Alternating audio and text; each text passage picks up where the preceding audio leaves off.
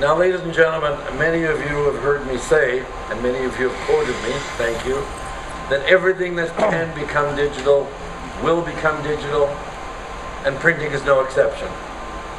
Well, as you can see just by walking around the Drupa stand, there's been an explosion of digital printing. There practically isn't a company that isn't offering some kind of digital printing solution. So has printing become digital? Well, as we all know, there are many printing applications that have become predominantly digital. Photo albums, short-run labels, short-run printing really has become digital.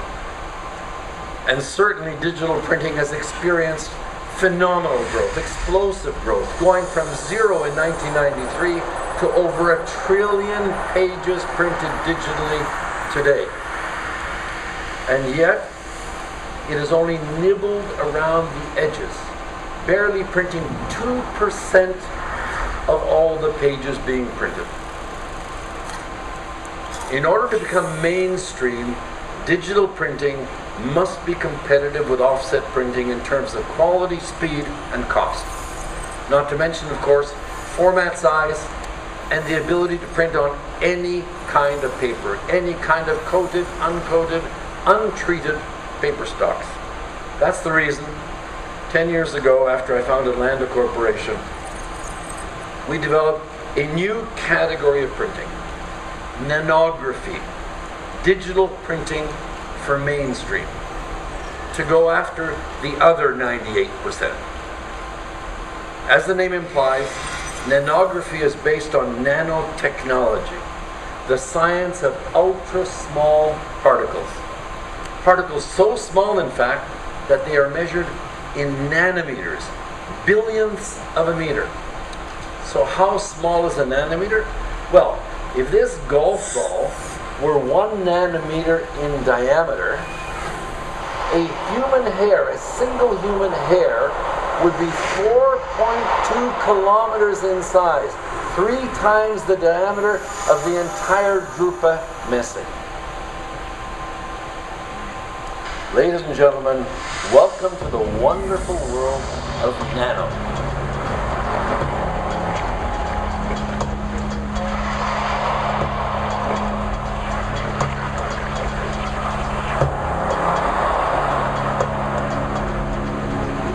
Hi there.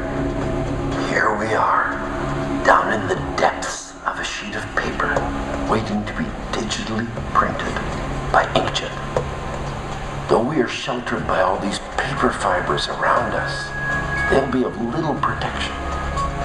For when the dreaded drop hits, it will be like a tsunami, a tidal wave torrent that will drench the paper fibers and will mercilessly drown any nano folks like us.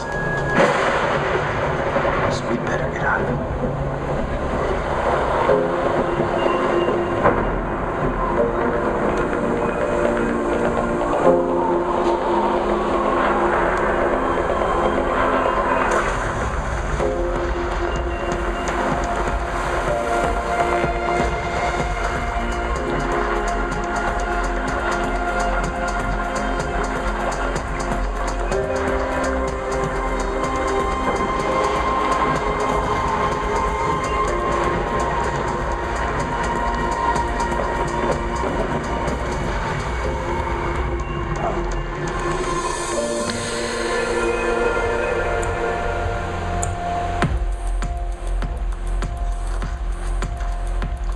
You see, when printing processes apply ink to paper, the wet ink penetrates the paper. Now this is true for all printing processes. In the case of inkjet, however, there's so much water in the ink that the paper becomes totally saturated. But paper and water don't mix. The paper gets swollen, deformed, and cockled. The consequence of all that is that you have to heat up all that water and paper to dry it out again. And that consumes a tremendous amount of energy.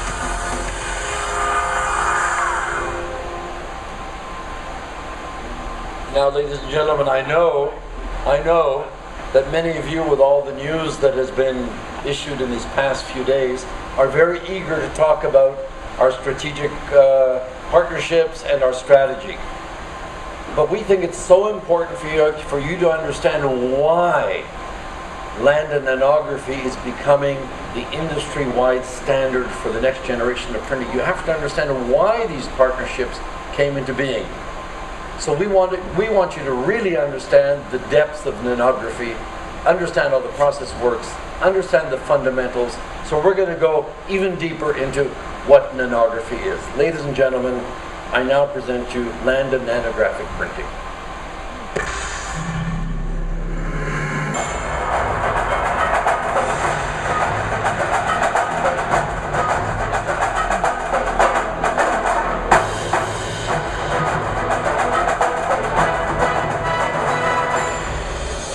Nanographic printing begins with the ejection of billions of microscopic droplets of Landa nano ink onto the special image conveyor blanket. Each row of ink ejectors adds its own color of nano ink. Each droplet of nano ink lands at a precisely designated location, blending with other droplets to create the final colored ink image.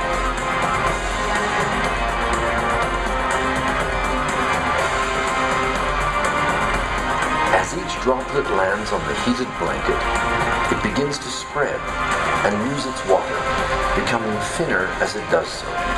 When all of the water has been evaporated, the ink becomes an ultra-thin, dry polymeric film. Let's look again. As the nano ink film spreads and dries, it becomes only 500 nanometers thick, the thinnest ink image of any printing process. The completed image is now ready to be transferred. Because of its unique properties, nano ink images have the amazing ability to bond tenaciously to any paper or plastic without penetrating the substrate. Upon transfer, the nano ink film instantaneously bonds to the paper, forming a tough, abrasion-resistant laminated layer, leaving no residual ink on the blanket. Nano ink images can be transferred to sheets or webs of ordinary coated or uncoated paper or plastic packaging films without any kind of pretreatment. Since nano ink images are already dry, there's no need for any kind of post-drying. So two-sided printing becomes simple, and printed goods can be immediately processed right out of the press. Okay, so it's all about the thickness of the image, the size of the pigment particles, and the printing process.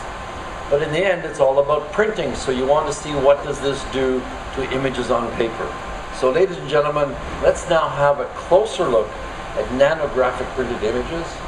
But first, let's look at the offset images, the offset dots that you're also familiar with, compare those to inkjet, and then to nanography.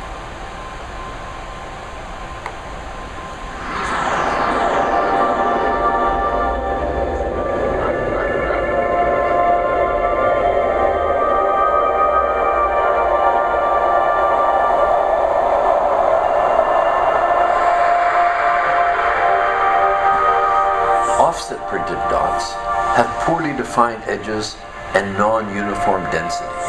Inkjet printed dots are even more ragged with poor optical density. And this is nanography. Note the extraordinary edge sharpness, high image density, and uniformity. Such a startling effect deserves a more in-depth explanation. You see, as the ink penetrates the paper, much of the pigment ends up below the surface, reducing optical density and uniformity. And just as ink gets absorbed into the paper fibers, it also wicks along the paper fibers, making the edges ragged. With Landa nanographic printing, a dry ink film is applied to the paper, so there's no penetration and the edges are super sharp. Since these ultra-thin film images are literally laminated to the paper, they conform to its surface roughness, right down to the topography of individual paper fibers. This accounts for nanography's extraordinary ability to match the gloss of the paper, whether coated or uncoated. Unlike conventional inks, in which the pigment particles are many hundreds of nanometers in size, Landa nano ink pigments are merely a few tens of nanometers. These nanopigments are not only super efficient absorbers of light, but they also don't scatter light.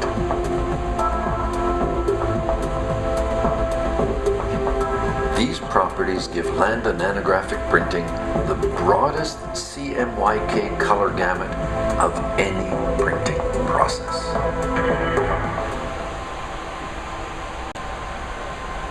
And now, ladies and gentlemen, it is my pleasure to introduce you to the two stars of this show.